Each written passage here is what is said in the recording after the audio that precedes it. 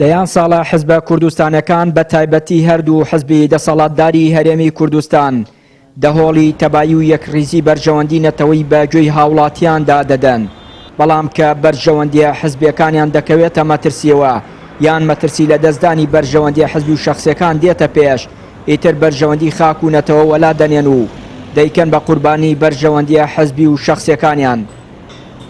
بەرپرسێکی یەکێتی دەڵێت یەکێتی هەستی بە بەرپرسیارەتی کردووە لە بابەتی کەرکووک، بەڵام پارتی ناوێت بەرژەوەندیە حزبیەکان لە پێناو بەرژەوەندی کەرکووک و ناوچەکە لەدەست بدات. ئەخوا لەم دواییە بە تایبەت لە تەشکیلکردنی حکوومەتی هەرێم ئێمە پێمانوە بوو هەموو لایەنە کوردستانیەکان لەسەر مەسەلەی کەرکووک و ئەم ناوچە دابڕێنراوانە موقفیانە بێ ڕێیانە بێ، بەڵام دەرکەوت بەس یەکێتی نیشتیمانی کوردستان لەسەر ئەم بابەتە پێدا ئەگرێ و پارتی بەلایەوە گرنگ نییە ئەم ناوچانە کوردستانی بە یاخود کوردستانی نەبێ. بەڵگەشمان بۆ ئەوەیە ئەوەی کە چەند ڕۆژێکی پێش ئێستا عەبادی بە ئاشکرا لەسەر تەلەڤیزۆن ئەڵێ ئێمە ڕێککەوتوین لەگەڵ بەرزانیە لە دوای شەڕی داعش، هەموو ئەم هێزانە بگەڕێنەوە شوێنەکانی خۆیان. ئەمە لە لایەکە هەمومان ئەزانین ئەوەی کە ئێستا لە کەرکووک دەگوزەرێ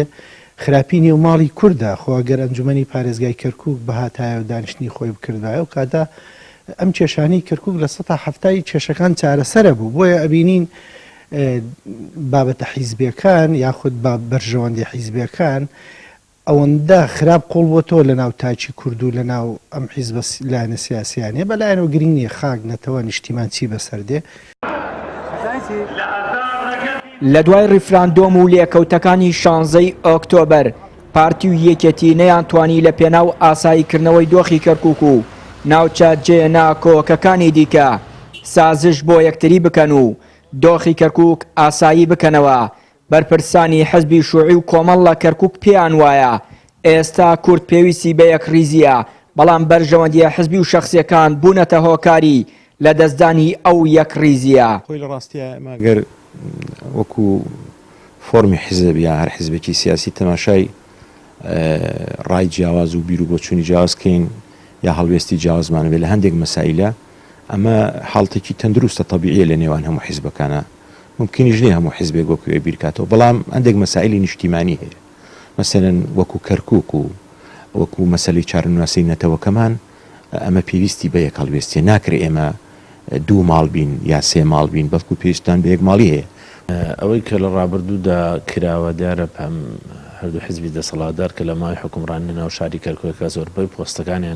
پۆستەکانی شاری کەرکووکیان بەدەستەوە، هەتا ئەو کاتێک کە بەرژەوەندیان لێرە ئەبوو پۆستەکانیان وەکو یەک دابش کردبوو و هەرێکەوە بە بەرژەوەندی خۆیەوە ئاڵا بوو و زۆر جار کاتێک کە باز لە بەرژەوەندی کورد دەکرا، کاتێک کە باز لە یەکڕیزی ئەکرا، ئەگەر کاتێک کە زۆر فشاریان بۆ نەهاتایە ئەم باسە تەنها باسێکی لاوەچی بوو، بەڵام کاتێک کە فشاریان بۆ ئەهات ئەوان هەریەکە و بەجیا لەدایەک و باسی یەکڕیزی کوردیانەکە لەلایەکەوە هەریەکە و بەجیا لەگەڵ بەڵای مامەڵەی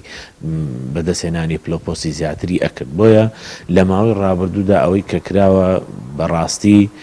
مامەڵەیەکی حیزبیانە بووە، مامەڵەیەکی بەرژەوەندکارانە بووە. ماوەی زیاتر لە 14 ساڵە حزبە کوردستانیەکان لە کەرکووک پیان وایە